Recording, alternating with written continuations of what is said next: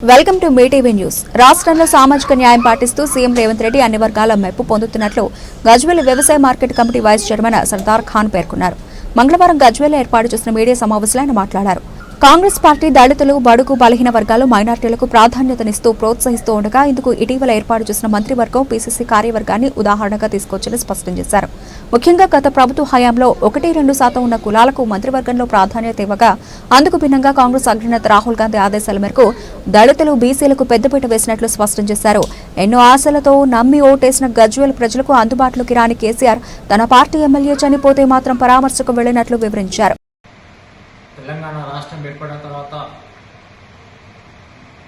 Congress party అధికారంలో వచ్చిన తర్వాత రేవంత్ రెడ్డి గారు ముఖ్యమంత్రి అయిన తర్వాత ఈరోజు సామాజిక న్యాయం జరుగుతుంది. కాంగ్రెస్ పార్టీ అంటేనే దళితులకు, బడుగు, బలహీన వర్గాలకు ఈ యొక్క పార్టీ అని గతంలో చెప్పడం జరిగింది. కానీ ఈరోజు రేవంత్ రెడ్డి గారు రాహుల్ గాంధీ గారి ఆశయ సాధన మేరకు ఈరోజు బడుగు, బలహీన వర్గాలకు, దళితులకు సముచిత స్థానం కల్పిస్తూ ఈరోజు సమాజానికి భారతదేశానికి ఒక మంచి సూచనగా తెలంగాణ రాష్ట్ర ప్రభుత్వాన్ని చూపెట్టడం జరుగుతుంది. ఎందుకంటే మొన్నటి మంత్రివర్గ విస్తరణలో బడుగు, బలహీన వర్గాలకు, బీసీ ముద్దుబిడ్డ కానీ, దళితులకి కానీ, ఎస్టీ సామాజిక వర్గానికి సముచిత స్థానం కల్పించడం జరిగింది. అలాగే నిన్న ప్రకటించినటువంటి పీసీసీ కార్యవర్గంలో కూడా ఈరోజు బలుగు బలహీన వర్గాలకు, దళితులకు, మైనార్టీలకు సముచిత స్థానం కల్పిస్తూ ఈరోజు కాంగ్రెస్ పార్టీ అంటేనే బడుగు బలహీన వర్గాల పార్టీ అని మరోసారి రుజువు చేయడం జరిగింది.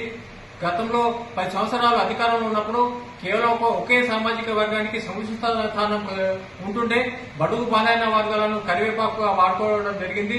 కానీ ఇదే కాంగ్రెస్ పార్టీ అధికారంలో వచ్చిన తర్వాత బడుగు బలహీన వర్గాల గురించి ప్రజా సంక్షేమ కార్యక్రమాలే కానివ్వండి, రాజకీయ పదవుల్లో కానివ్వండి, వాళ్ళకు సముచిత స్థానం కల్పిస్తూ ఈరోజు సామాజిక న్యాయాన్ని పాటిస్తున్న రేవంత్ రెడ్డి గారికి, కాంగ్రెస్ అధిష్టానం రాహుల్ గాంధీ గారికి కృతజ్ఞతలు తెలియజేస్తున్నాం.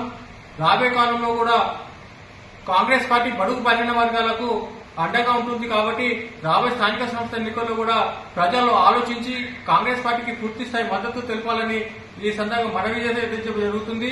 ఎందుకంటే కాంగ్రెస్ పార్టీ అధికారంలో వచ్చిన తర్వాత ఈరోజు ఉచిత బస్సే కానివ్వండి, ఉచిత కరెంటే కానివ్వండి, ఈరోజు రాజీవ్ యువశక్తి ద్వారా యువతకు ఉద్యోగ అవకాశం కల్పించడం జరుగుతుంది. అలాగే ఎన్నో ఉద్యోగాలను ఈరోజు నామినేట్ చేసినటువంటి ఘనత కాంగ్రెస్ పార్టీకి చెందింది. అలాగే ఈరోజు చూస్తున్నటువంటి సమాజంలో బడుగు బలహీన వర్గాలను కేంద్ర ప్రభుత్వం ఏ విధంగా అనగదొక్కుందో ఈరోజు సమాజంలో చూడడం జరుగుతుంది.